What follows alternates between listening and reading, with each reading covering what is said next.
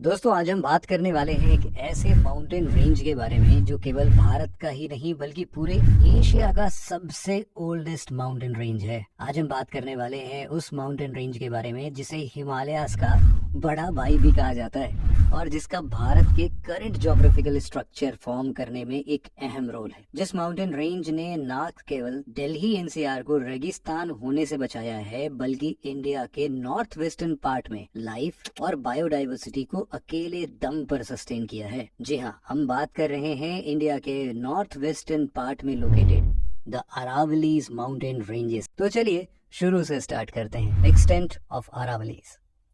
Aravalli mountain ranges India के north western part में located है और इसका लिटरल मीनिंग है लाइन ऑफ पीक्स। ये माउंटेन रेंज दिल्ली से लेकर हरियाणा, राजस्थान होते हुए गुजरात तक फैला हुआ है।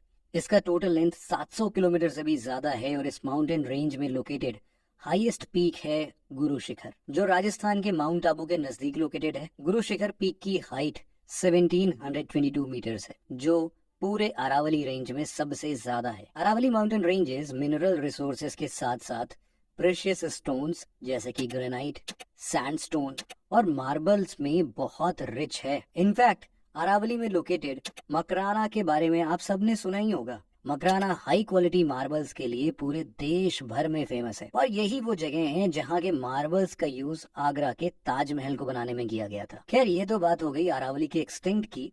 आइए अब देखते हैं कि आखिर इस डाइंग माउंटेन रेंज का फॉर्मेशन कैसे हुआ था। Origin of Aravallis.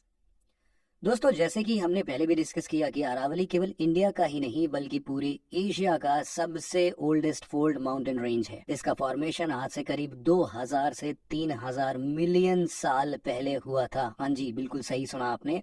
और उस समय इसका हाइट आज के हिमालयास के हाइट से भी काफी ज्यादा था। हिमालयास की तरह ही अरावलीज का भी फॉर्मेशन दो कॉन्टिनेंट प्लेट्स के आपस में कन्वर्जेंस से हुआ था और इस वजह से ही इसे एक फोल्ड माउंटेन कहा जाता है। अरावलीज का फॉर्मेशन प्री कैम्ब्रियन एरा में मारवाड़ क्रेटॉन और बुंदेलखंड क्रेटॉन के आपस में कन्वर्जेंस से हुआ था और इसी वजह से आप देखेंगे कि अरावली का अलाइनमेंट नॉर्थ ईस्ट से साउथ वेस्ट के डायरेक्शन में है। जैसे कि आप सबको पता है कि माउंटेन फॉर्मेशन इवेंट को हम ज्योग्राफी की भाषा में ओरोजिनी कहते हैं।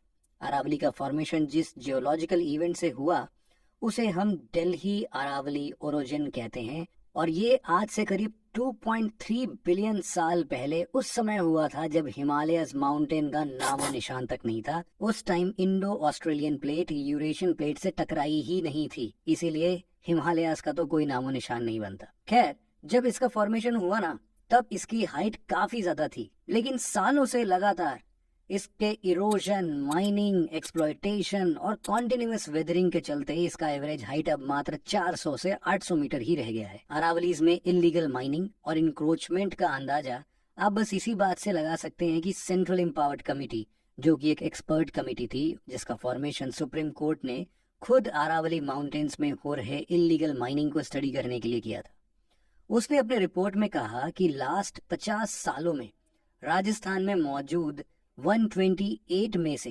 31 अरावली माउंटेन्स इलीगल माइनिंग की वजह से कंप्लीटली डिसअपीयर्ड हो चुके हैं। जी हाँ, गायब हो गए हैं, दिख ही नहीं रहे। ओरिजिन के बाद आइए अब हम बात करते हैं अरावली के फिजियोग्राफिक फीचर्स के बारे में। Physiography of Aravallis. Aravalli mountains के डिवीजन की बात की जाए तो इसे हम दो ब्रांचेस में क्लासिफाई कर सकते हैं। पहला है नदन ब्रांच, जो अजमेर से लेकर दिल्ली तक फैला हुआ है, और दूसरा है सदर्न ब्रांच, जो कि अजमेर से अहमदाबाद तक एक्सटेंडेड है। सदर्न ब्रांच के कंपैरिजन में अरावलीज का नदर्न ब्रांच ज्यादा इरोडेड है और इसकी वजह से इसकी हाइट भी सदर्न ब्रांच के कंपैरिजन में कम है। अरावलीज माउंटेन के लेफ्ट साइड में थार डिजर्ट लोकेटेड है और इसके राइट साइड में लोकेटेड है ईस्टर्न राजस्थान अपलैंड्स। इसी तरह अरावली माउंटेन्स के सदर्न पार्ट में लोकेटेड है गुजरात प्लेन्स और इसके नदर्न पार्ट में लोकेटेड है गंगा यमुना प्लेन्स। राजस्थान में located the great boundary fault Aravalli mountains को गैंगेटिक प्लेन्स और विंध्यान रेंज से सेपरेट करती है। हिमालयन माउंटेन रेंजेस और वेस्टर्न घाट्स की तरह ही अरावली माउंटेन में भी कई सारे पासेस लोकेटेड हैं जिससे ट्रांसपोर्ट और कम्युनिकेशन होता है। अरावली माउंटेन्स में लोकेटेड माउंटेन पासेस में सबसे इम्पोर्टेंट पास है हिस्टोरिकल हल्दी घाटी पास। ये पास राजस्थान के राजसमंद डिस्ट्रिक्ट को उदयपुर डिस्ट्रिक्ट से कनेक्ट करता है। ये पास महाराणा प्रताप और मुगलों के बीच लड़ी गई बैटल ऑफ हल्दीघाटी 1576 के लिए भी काफी फेमस है। अरावली में लोकेटेड दूसरा इंपॉर्टेंट पास है गोरन पास, जो माउंट आबू के नजदीक लोकेटेड है। ये पास उदयपुर सिटी को सिरोही डिस्ट्रिक्ट से कनेक्ट करता है। इसके बाद यहाँ लोकेटेड तीसरा इंपॉर्टेंट पास है गोरम घाट पास, जो राजस्थान के मेवाड़ और मारवाड़ रीजन को कनेक्ट करता है। एक्सटेंट, ओरिजिन और फिलॉसफी के बाद अब हम बात करते हैं अरावली के इंपॉर्टेंस के बारे में, सिग्निफिकेंस ऑफ अरावलीज।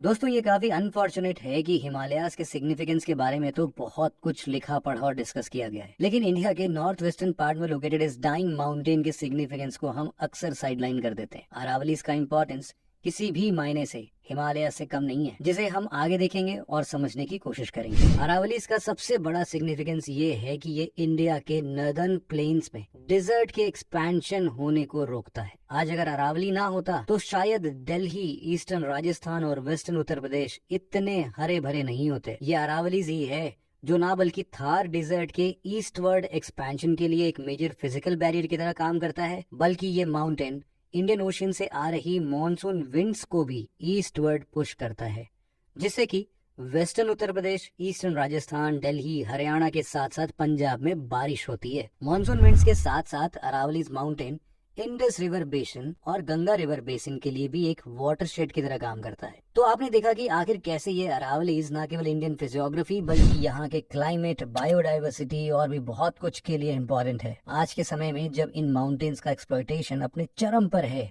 हमें इन्हें प्रिजर्व करने की जरूरत है, ताकि हमारे आने वाले जनरेशन को इस ग्रेट माउंटेन रेंज को हिस्ट्री बुक्स में पढ़ने की जरूरत ना पड़े। तो दोस्तों, आज के इस वीडियो में बस इतना।